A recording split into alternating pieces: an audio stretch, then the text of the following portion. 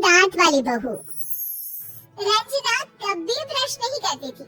उसे कितनी बार उसके माँ बाप ने डांटा, लेकिन उसका कोई असर उस पर होता ही नहीं था, जिस कारण से उसके दांत पीले पीले हो जाते हैं। शादी के बाद।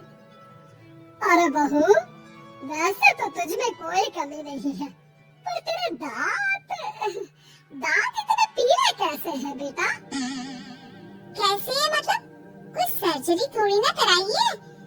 वो तो क्या नाम, मैं ब्रश नहीं करती थी तो पीले हो गए। अब क्या करूं? आप कहे तो लाल करवा लूं या फिर काले? यार ये क्या है, क्यों माँ से लड़ रही हो? लड़ रही हूँ? अरे मैं लड़ रही हूँ या ये बोल रही है कि दांत पीले हैं, पीले। अरे तपस्या थोड़ी ना की है इन्हें पीले करने के लिए। बकायदा ब्रश नहीं किया है 20 साल तक, तब जाकर। छी, कैसी बात कर रही हो? ये उस वक्त तो पीले नहीं थे जब हम लोग तुम्हें देखने आए थे। अरे तब साफ करवा लिया होगा डेंटिस्ट के पास जाकर। अब देखो कैसे पीले पीले लग रहे हैं। रंजना सास की तरफ गुस्से से देखती है।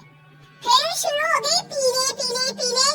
अरे पीले तो तब भी थे जब मेरे हाथ का रसगुल्ला उड़ा उड़ा कर खा रही थी और बोल रही थी, लड़की नहीं गुणों का खजाना दे रहे भाई साहब।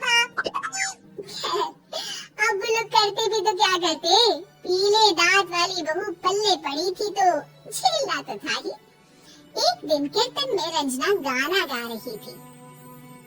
अरे कमला बहन, माँ का द्वार है, यहाँ तो सब शुद्ध होकर आता है, फिर अपनी बहू को ब्रश भी नहीं कराती तुम। दूर से पीले पीले दांत भक्ति में बाधा उत्पन्न कर रहा है। और कोई 2 साल के बच्चे थोड़ी ना लेकर आई हूँ मैं बहू बनाकर। अच्छी खासी लड़की है, अरे कैसे करवाऊं ब्रश? ये तो उसे खुद करना चाहिए ना। अब माँ बाप तो इसके जैसे तैसे निपटा दिए, ये नहीं सोचा कि सास कैसे संभालेगी। सास बहू को लेकर घर आ जाती है, लेकिन सोच लेती है कि अब इसे लेकर कहीं नहीं जाएगी। अगले रोज बहू कहती है, अरे क्या हो गया, मंदिर नहीं जाना क्या? कीर्तन का वक्त हो रहा है। मेरी मधुर वाणी से कान्हा जी जागते हैं और सोते हैं। आप तो जानती है ना उनकी भक्ति में कितना मन लगता है मेरा। वो क्या है ना, तबीयत ठीक नहीं लग रही है मेरी, आराम करूंगी मैं। तबीयत ठीक नहीं लग रही? अभी तो मिथुन के गाने पर नाच रही थी आप, और अब बोल रही है कि तबीयत ठीक नहीं लग रही। अरे भक्ति में मन लगा लो सासू माँ, ऊपर जाना है, क्या मुंह दिखाओगी आप? सास को बहू की बात पर गुस्सा आ जाता है। मैं क्या मुंह दिखाऊंगी, इसकी चिंता तो ना कर, समझी? अपने मुंह की चिंता कर, जो ये पीले पीले दांत लेकर हर जगह पहुंच जाती है। पता है लोग कितना मजाक बनाते हैं। ना जी ना, मैं नहीं जाना कहीं तेरे साथ। तो ये बात है, कोई ना, मत जाओ, मैं अपने कमरे में ही बैठ कर भक्ति कर लूंगी। ऊपर वाला दांत थोड़ी ना दिखता है, मन दिखता है, भावना दिखता है। और अरे बस बस, तू सब कुछ दिखा, बस ये सफेद चमकदार दांत ना दिखाना किसी को, है? जा यहाँ से। बहू को सास की बात का कोई फर्क नहीं पड़ता, वो तो जैसी थी वैसी ही रह जाती है। सुबह नहाकर किचन में खाना बनाना, फिर खाना खाना, कीर्तन भजन करना और सो जाना। एक दिन, माँ जी मैं सहेली के घर जा रही हूँ, शाम को लेट आऊंगी। हाँ तो जाना, मैंने कौन सा तेरी आरती करनी है घर पर बैठकर। रंजना सहेली के घर जाती है, जहाँ वो पार्टी में जाने की तैयारी कर रही होती है। अरे शिखा, कहाँ जाने की तैयारी कर रही है? मैं गलत वक्त पर आ गई क्या? अरे नहीं यार, उल्टा सही वक्त पर आई है। मैंने ये साड़ी और ज्वेलरी निकाली है यार, शाम को इनके ऑफिस की एक पार्टी में जाना है। बताना कैसा लग रहा है ये सब? नहीं यार, इस ड्रेस के साथ तो वो वाली ज्वेलरी अच्छी लगेगी। हाँ सही बोल रही है, मैंने ध्यान ही नहीं दिया। वैसे तो हमेशा से मस्त फैशन सेंस रखती है, तो बड़ा जाती होगी ना पति के साथ पार्टी में। रंजना कुछ नहीं बोलती, बस सोचती है कि यार काश ये बात सही हो जाती, पर मैं क्यों नहीं जाती पार्टी में? क्या इन लोगों की कोई पार्टी होती नहीं होगी? रंजना घर आती है और रात में पति से सवाल करती है, एक बात बताइए, आप मुझे किसी पार्टी में क्यों नहीं ले जाते? क्या आपके यहाँ ऑफिस में पार्टी नहीं होती? पति बेचारा क्या कहता कि दांत पीले हैं तुम्हारे इसलिए। अरे कोई पार्टी होती नहीं हम लोगों के ऑफिस में, तो कहाँ से लेकर जाऊं?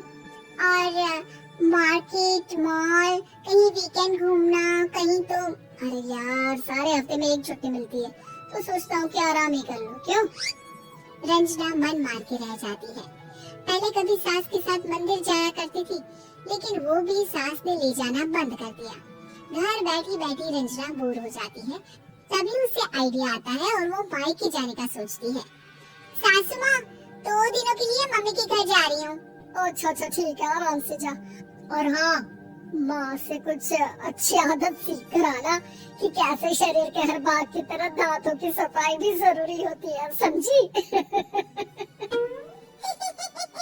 शुरू हो गई ना?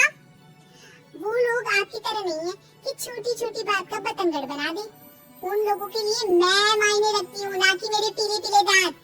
रंजना माँ को बिना बताए उन लोगों को सरप्राइज देती है, लेकिन जैसे ही वो दरवाजे पर पहुँचती है, अंदर देखती है कि घर वाले कहीं जा रहे होते हैं।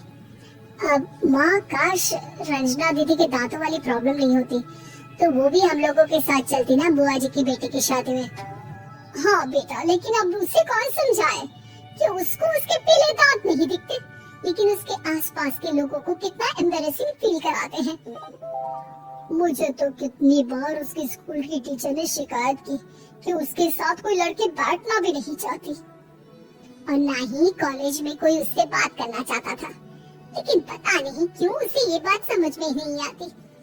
कोई कमी नहीं है उस लड़की में, बस यही के दांत पीले हैं। वो तो भला हो जीजा जी और उनकी माँ का, जो दीदी को जैसी है वैसे ही रखा हुआ है। रंजना को अपने घर वालों की बात सुनकर बहुत दुख होता है। वो सोचती है कि वो क्या करे, लेकिन फिर वो सीधा डेंटिस्ट के पास जाती है, अपने दांत चमकाती है और कसम खाती है कि वो रोज ब्रश करेगी। और क्या हो गया? तुम तो 2 दिनों के लिए गई थी ना? पर कोई ना, अच्छा है, चलो आ गई तो। रंजना सास के सामने आकर खड़ी हो जाती है और पूरी स्माइल करती है, उसके चमकदार दांतों को दिखाती हुई। हाँ? चले मंदिर। माँ, मुझे माफ कर दीजिए, मैंने आप लोगों को बहुत एम्बैरेसिंग फील करवाया। मैं आज से रोज ब्रश करूंगी।